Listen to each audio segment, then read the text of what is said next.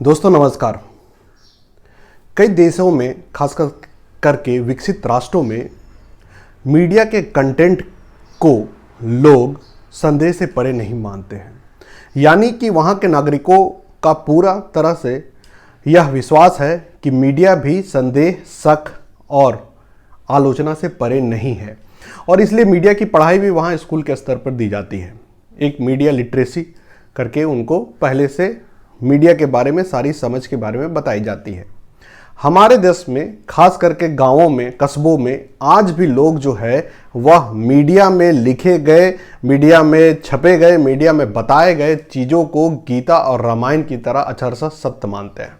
यानी मीडिया में कोई चीज़ छप गया इसका मतलब उस पर संदेह नहीं किया जा सकता, वह एक साक्ष्य हो गया, वह एक आधार हो गया जिसके आधार पर हम कह सकते हैं कि यह चीज़ें सही है या गलत है।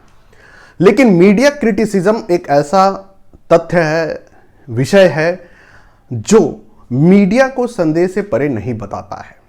तो आज इस प्रस्तुति में हम मीडिया क्रिटिसिज्म की बात करेंगे कि अगर मीडिया की आलोचना करना हो या समीक्षा करना हो तो क्या आधार उसका होगा और यह क्यों जरूरी है।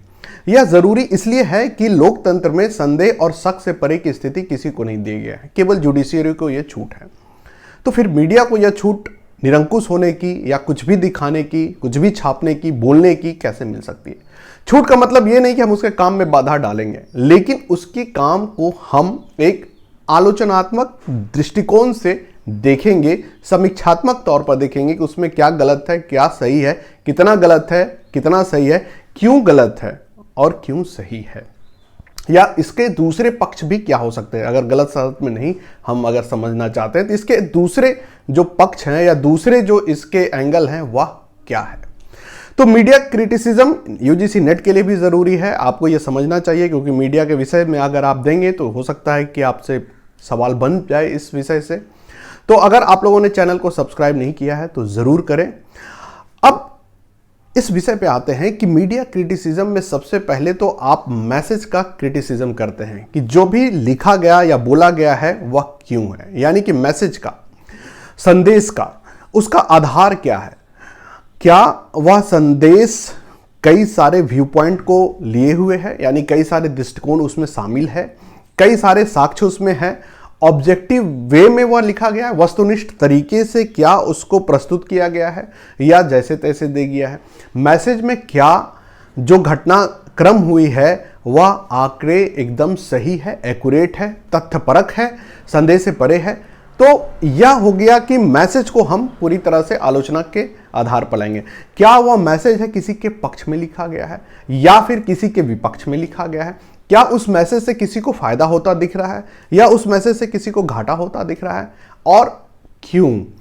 अगर वह वस्तुनिष्ठ है तो फिर उस पर शक नहीं किया जा सकता है, लेकिन अगर सब्जेक्टिव है यानी किसी को फायदा या घाटा पहुंचाने के लिए किया जा रहा है तो फिर उसकी आलोचना होनी चाहिए, उसकी समीक्षा होनी चाहिए। और जब मैसेज का हम आलोचनात्मक दृष्टिकोण से मैसेज को देखते हैं तो उसी मैसेज को दूसरे मीडिया ने कैसे छापा है, उसी घटनाक्रम को उससे भी हम मिलाते हैं, यानी एक कंपैरेटिव एनालिसिस करते हैं। उसके बाद उस मैसेज को रीराइट भी कर सकते हैं, रीड्राफ्ट भी करके समझ सकते हैं कि इसको और कैसे लिखा जा सकता था, हेडलाइन को कैसे अनबायस्ड बनाया जा सकता था, बॉडी को कैसे ठीक किया जा सकता था। यानी हेडलाइन, बॉडी, फोटो सबका एक जो आधार है संदेश देने का, उन सब का एक समीक्षा करते हैं। तो मैसेज का जो समीक्षा ये पहला है। उसके बाद हम प्लेटफॉर्म का समीक्षा करते हैं कि जो खबर जिस चैनल पे आया है, जिस अखबार में आया है, जिस मैगजीन में आया है, जिस डिजिटल मीडिया पे आया, उसका अपना झुकाव क्या है। आप देखते हैं कि डिजिटल मीडिया प्लेटफॉर्म पर कई सारे जो कंटेंट क्रिएटर हैं वह या तो सरकार या व्यक्ति या संस्था के पक्ष में लिखते हैं, बोलते हैं, या विपक्ष में बोलते हैं। तो एक उनका अपनी प्रवृत्ति है। आप उनके 10 न्यूज़ को देखेंगे या पिछले 1 महीने के काम को देखेंगे और लंबा अगर आप देखेंगे तो पता चल जाएगा कि इनका इंक्लेशन क्यों है। यानी प्लेटफॉर्म एनालिसिस एक ऐसा एनालिसिस है जो कि आपको दृष्टिकोण देगा कि मैसेज जो लिखा है या छपा है या जो बोला गया है वह क्यों है। तो प्लेटफॉर्म का एनालिसिस करना, क्या वो प्लेटफॉर्म न्यूट्रल है, जनता के नुमाइंदा की तरह काम करता है, सरकार के मुखपत्र के रूप में काम करता है, किसी विशेष संस्था के मुखपत्र के रूप में काम करता है, ये सब जो है वो प्लेटफॉर्म एनालिसिस में आता है। प्लेटफॉर्म का इतिहास कितना लंबा है, पत्रकारिता के क्षेत्र में उसका योगदान कितना है, कौन से लोग उससे जुड़े रहे हैं, ये सब जो है वह प्लेटफॉर्म एनालिसिस में आता है। ठीक है, तो मैसेज हो गया, प्लेटफॉर्म हो गया। अब लिखा कौन है, यानी कि जिसका नाम हो, जिसका चेहरा हो, जो बोल रहा हो, जो लिख रहा हो, उसकी समीक्षा करना। यानी कि हो सकता है कि प्लेटफॉर्म का इंक्लेशन कुछ ना हो या न्यूट्रल हो, लेकिन उसमें कई लोग काम करते हैं मीडिया में, तो किसी खास व्यक्ति का झुकाव किसी खास संस्था, किसी खास पार्टी, किसी खास प्रवृत्ति की तरफ हो, और उसी के कारण जो मैसेज लिखा गया है या छपा है या बोला गया है वह उसकी वजह है।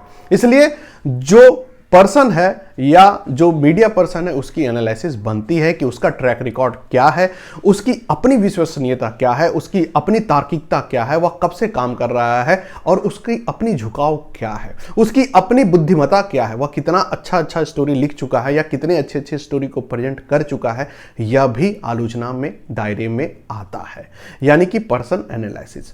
उसके बाद आपको मैं बता दूं कि टारगेट ऑडियंस भी आप इसमें फिर एनालिसिस में आता है। यानी कि आप यह देखते हैं आलोचना करते करते कि यह मीडिया हाउस जो है या अखबार है किन लोगों के बीच में पॉपुलर है। जाहिर सी बात है, जो संदेश होगा, जो चेहरा होगा, जो प्लेटफॉर्म होगा, अपने टारगेट ऑडियंस को ध्यान में रखकर ही लिखेगा। यानी टारगेट ऑडियंस अगर कोई चाहत, अगर उसी तरह से झुकाव, उसी तरह के संदेश पढ़ना चाहती है, तो जाहिर सी बात है कि प्लेटफॉर्म जो है वह वैसा ही दिखाएगा।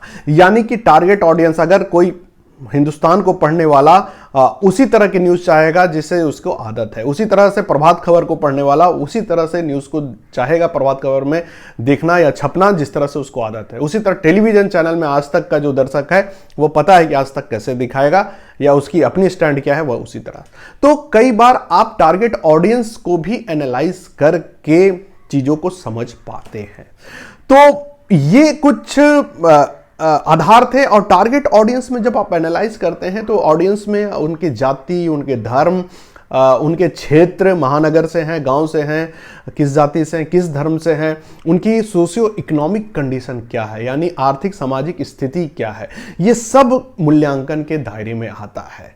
यानी मीडिया क्रिटिसिज्म एक बड़ा विषय है, एक बौद्धिक काम है, और इसको हर कोई नहीं कर सकता। इसे हर किसी के भूते की चीज नहीं है। जो इंटेलेक्चुअल आदमी है वह मीडिया क्रिटिसिज्म कर सकते हैं, और जाहिर सी बात है समझ सबको आता है, लेकिन अगर उस पर लिखना हो, बोलना हो या समझाना हो तो अच्छा खासा नॉलेज रखना पड़ता है।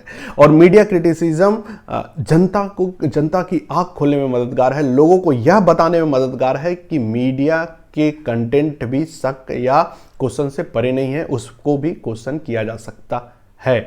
और इसका फायदा क्या है? इसका फायदा सीधा सीधा है कि मीडिया के उत्तरदायित्व को आप बढ़ाते हैं, जनता के प्रति या लोगों के प्रति उसका समर्पण या उसको कर्तव्य निष्ठता की आप याद दिलाते हैं। इसलिए मीडिया क्रिटिसिज्म जरूरी है, ताकि मीडिया का जो चरित्र है वह जनता के हितों के लिए हो, सच्चाई से जुड़ा हो, वस्तुनिष्ठ हो, बैलेंस हो, न्यूट्रल हो, और उससे समाज को फायदा हो। तो मिलते हैं फिर से किसी दमदार विषय के साथ। मुझे पूरा विश्वास है कि जिस तरह से मैंने कंटेंट को कवर किया है, प्रस्तुत किया है, आपको एक एक चीज पूरी तरह से समझ में आया होगा। और फिर से मैं कहता हूं, अगर चैनल को सब्सक्राइब नहीं किए हैं तो जरूर करें, और अपनी प्रतिक्रिया भी आप व्यक्त कर सकते हैं। मिलते हैं इसी तरह से किसी अगली प्रस्तुति के साथ, तब तक के लिए धन्यवाद।